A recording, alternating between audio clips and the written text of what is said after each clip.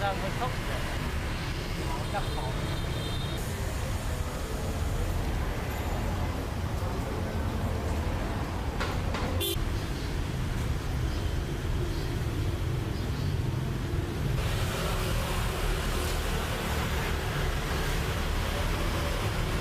It still is largely low value add manufacturing that's being done in Vietnam. That is the economic engine that's driving everything right now.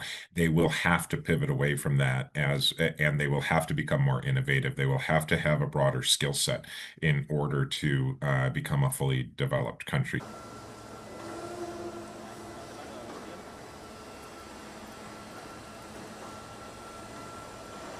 Đi dọc đường kia.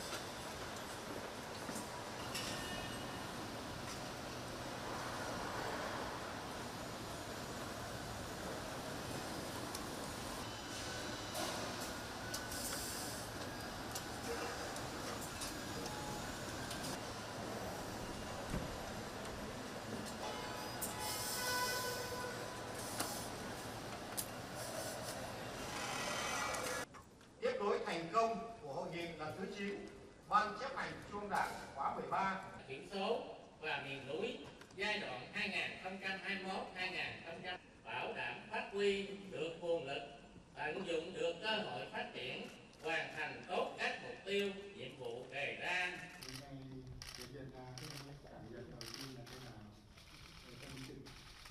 Làm việc để diễn ra một cái cuộc có ý nghĩa.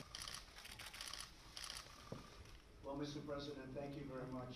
This is very big trade deals where you're buying a lot of different products from the United States, which we greatly appreciate. We're reducing. The unpredictability of the Trump tariff will plays a very crucial role because now, if we see the way that Vietnam has been trying to negotiate the deal with Trump, it's important to see that Vietnam, desperately trying to offer whatever they can to secure a good deal. Because for Vietnam, it's no deal or a bad deal would be very bad for To Lam reform because they want to buy more time for all of those domestic reform to be effective, and it would take, I would say, years, not months.